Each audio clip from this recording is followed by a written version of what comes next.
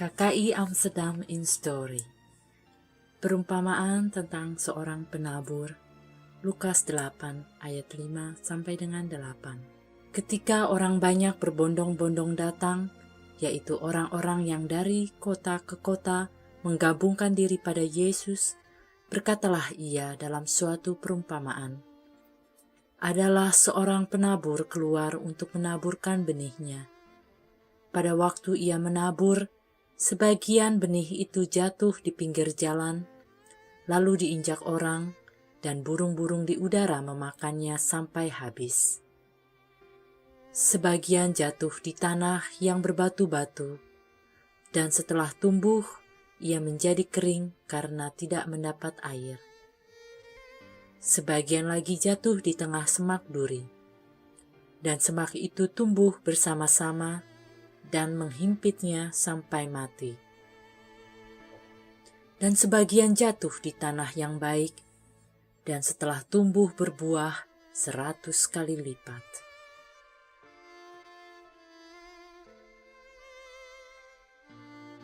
Sejarah KKI Amsterdam. Cuplikan Injil Lukas di atas tentang kisah seorang penabur kiranya mampu mewakili perjalanan tumbuh kembang KKI Amsterdam.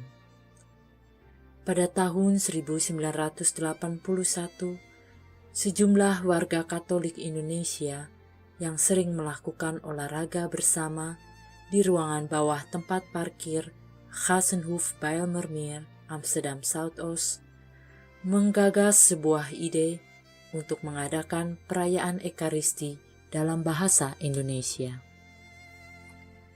Pemprakarsa utama kegiatan ini adalah Jimmy Tikoalu dan Benyamin Turina.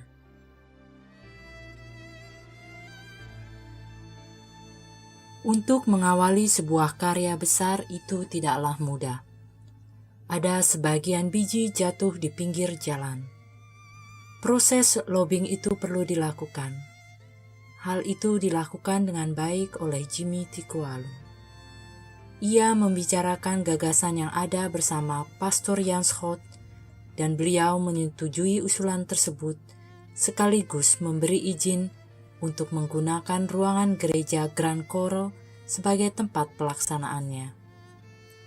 Seperti dalam pepatah Jawa, nama yang bagus untuk sebuah harapan yang baik pula. Maka dipilih sebuah nama yang dirasa mampu mengakomodir kegiatan ini, yaitu KKI, Keluarga Katolik Indonesia.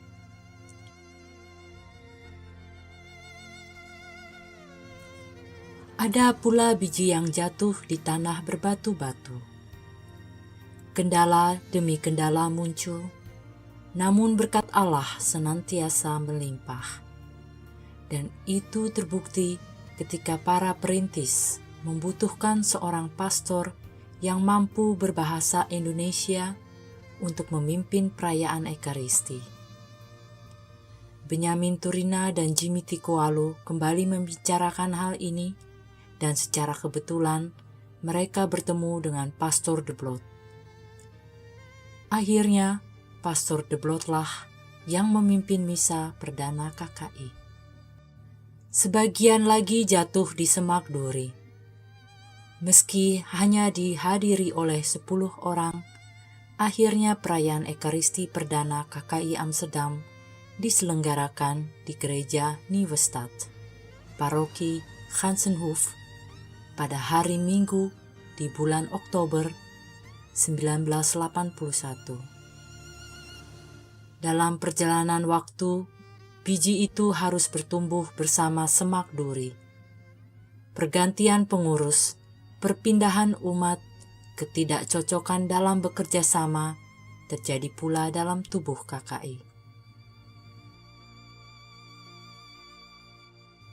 Namun, kita perlu melihat di sisi lain, ada banyak hal positif yang boleh dirasakan sebagai buah-buah kerja keras para pendahulu. Sebagian jatuh di tanah yang baik, dan setelah tumbuh berbuah 100 kali lipat.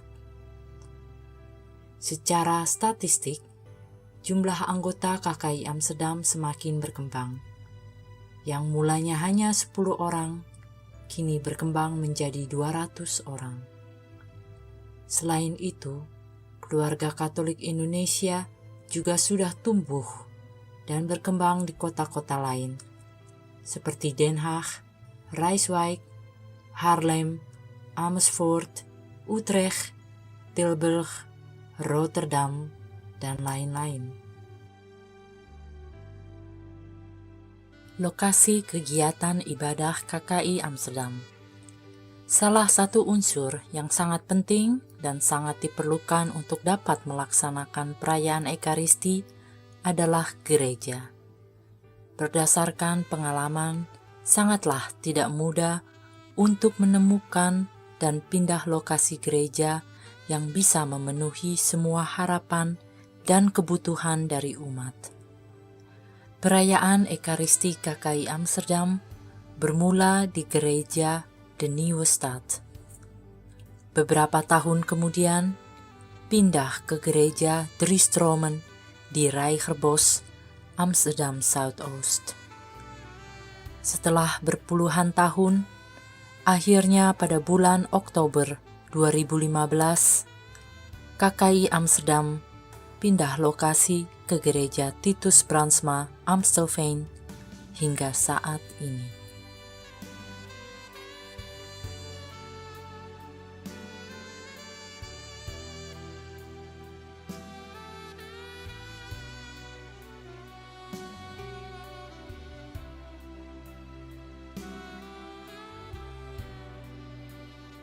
Kegiatan-kegiatan dan perkembangan KKI Amsterdam. Pada periode awal ini, selain perayaan Ekaristi, KKI Amsterdam lebih banyak mengadakan kegiatan dan perlombaan yang bersifat olahraga seperti volleyball, badminton, tenis meja. Namun dengan pertumbuhan jumlah anggota, muncullah beberapa kegiatan yang mampu menjawabi kebutuhan umat seperti piknik atau ekskursi, rekoleksi, sekolah minggu, kor, kersmarkt, dan bakti sosial.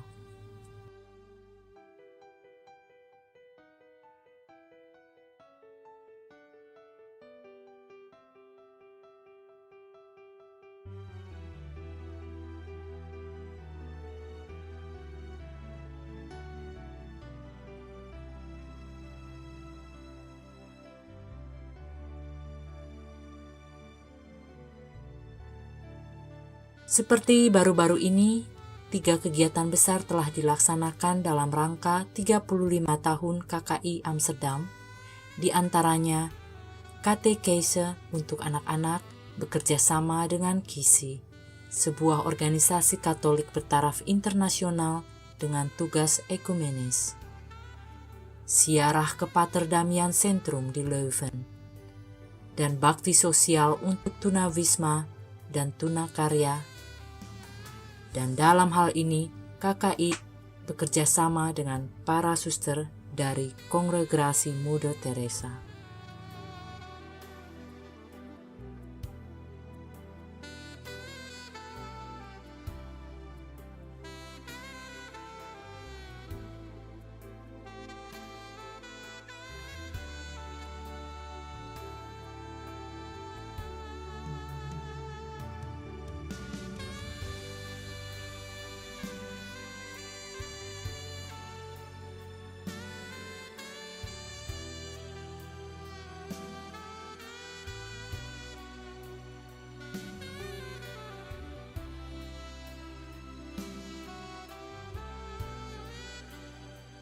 Dan seiring dengan munculnya keluarga Katolik Indonesia di berbagai kota di seluruh negeri Belanda, muncul pula berbagai kegiatan bersama seperti perayaan Paskah, ziarah, dan api iman.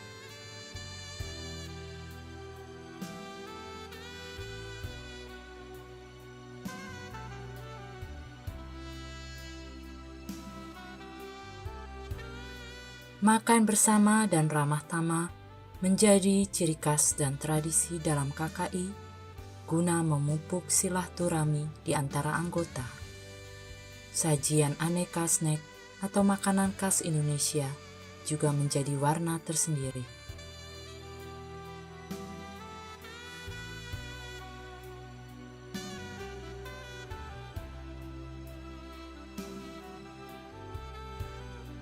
Semoga dengan semakin bertambahnya usia, KKI Amsterdam semakin berani memperluas rasa solidaritas dengan alam ciptaan dan dengan sesama, terutama mereka yang terpinggirkan.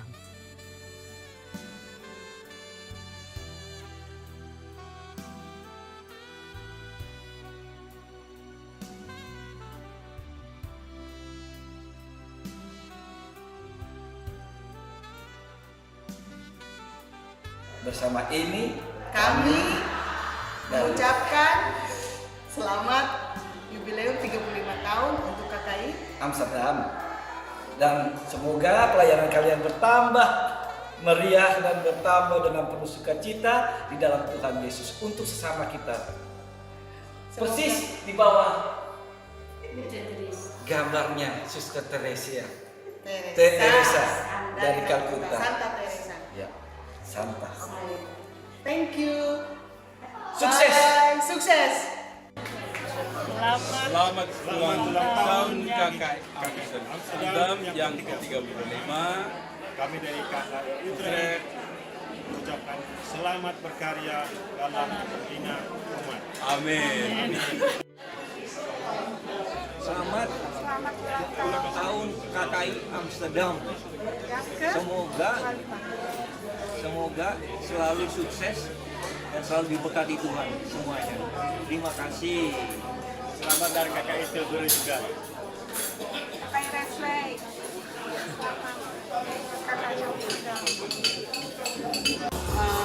Angel dan teman-teman semua, saya mengucapkan selamat ulang tahun yang 35 KKI Amsterdam. Maju terus, sebab apa yang sudah dimulai, kalau kita mulai bersama Tuhan, Tuhan juga yang akan menjaga kita sampai pada akhirnya.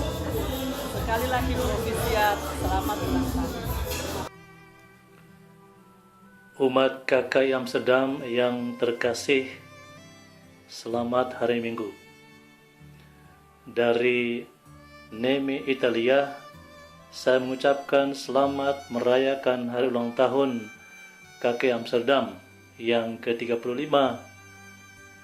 Semoga Tuhan senantiasa memberkati semua umat KKI Amsterdam dan juga tetap berjuang untuk menyatakan kerajaan Allah di tengah dunia ini. Dan semoga kita semua terus berusaha untuk mempraktekkan janji baptisan kita masing-masing, yaitu untuk memuji dan memuliakan Allah di dunia ini dengan ikut serta dalam membangun dan mengembangkan kerajaan-Nya di tengah umat manusia. Selamat berbahagia, Tuhan besertamu. Terima kasih.